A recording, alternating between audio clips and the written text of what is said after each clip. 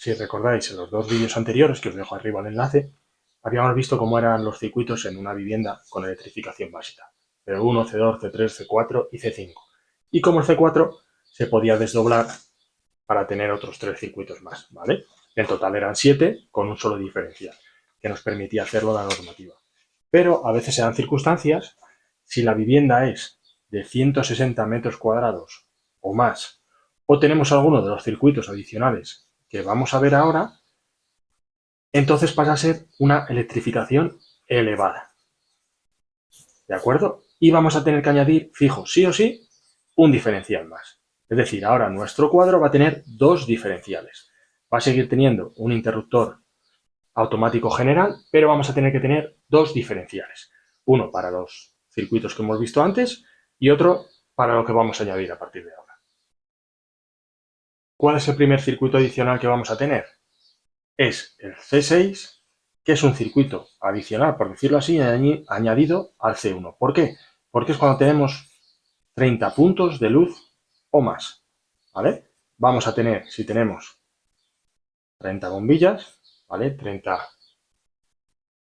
luminarias, 30 dispositivos receptores que emitan luz, vamos a tener que añadir este circuito más, ¿vale?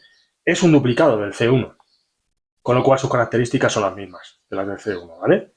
1,5 milímetros y 10 amperios para el magnetotérmico. ¿Qué nos ocurre con el siguiente circuito adicional? Con el C7, que es lo mismo, pero para el C2. Aquí en vez de 30 puntos de luz van a ser 20 puntos, recordar, de enchufe. Y las características tienen que ser las mismas que eran para el C2. ¿Vale? 2,5 milímetros y 16 amperios. Así que el C6 y el C7 es fácil de recordar porque son duplicados de los dos primeros que tenemos. Ahora ya pasamos a uno un poco diferente, que es el C8.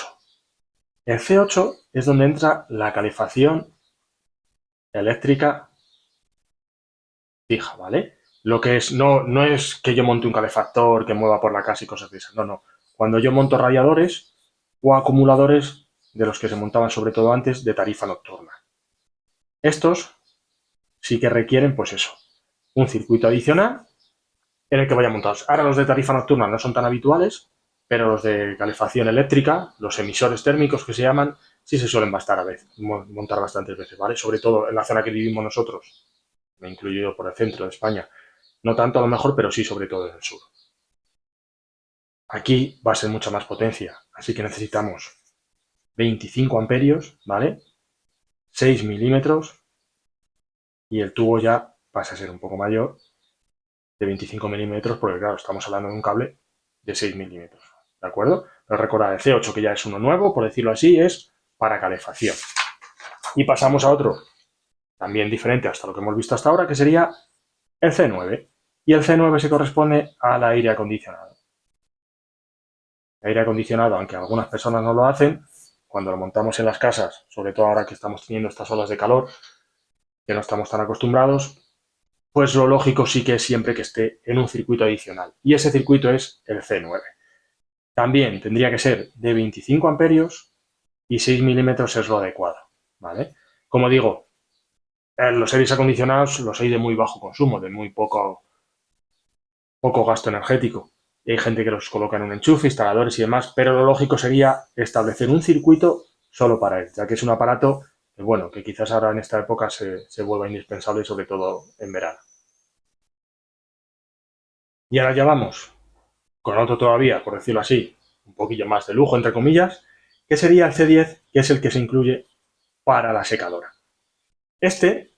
La secadora, recordad, es parecida a una lavadora, un lavavajillas, pues su protección va a ser similar, 16 amperios, 2,5 milímetros y el tubo de 20, ya sabéis, ¿vale? Si os dais cuenta, cada vez hemos ido añadiendo extras a la vivienda. Es el modo más sencillo casi de recordarlo. Primero, hacemos el desdoblamiento de los dos circuitos primeros, luego para frío o calor, como queramos decir, los sistemas de acumuladores de tarifa nocturna de emisores, el aire acondicionado, ahora la secadora, que es un extra, ¿y cuál es el último que nos queda? Pues el C11, que es el de domótica. domótica. Muchas viviendas pues ya ahora se empiezan a automatizar, ¿vale? A hacer cosas, por decirlo así, que funcionen solas, que nos faciliten todavía más la vida. 10 amperios, 1,5 milímetros. No es necesaria mucha potencia porque en principio la domótica lo que hace es gestionar. Es como un ordenador que controla otras partes de la vivienda, que se active o desactive alguna característica, pues eso. Pensar en una Alexa o en un aparato de estos, pues ya integrado en la propia vivienda. Bueno, y aunque he dicho que hasta aquí eran, seguro que alguien va a decir, no, pero queda todavía uno, que se incluye a veces. Pues sí, ¿vale? Tenemos el C12. El C12 sería adicional para el C3 y C4. Que si recordáis, C3 y C4 era cocina y horno, y el C4 que era el que desdoblábamos o podíamos desdoblar en lavadora, lavavajillas, o también puede ser para tomas adicionales del C5. Que el C5, si recordáis, era para el baño, sobre todo, y se utiliza si existen más de 6 tomas de corriente. Es decir, si tenemos un baño considerable, porque 6 tomas de corriente en un baño es un baño importante, ¿vale? Espero que hasta aquí os haya servido de ayuda y os sirva para recordarlo de cara a exámenes o aprendizaje. Muchas gracias.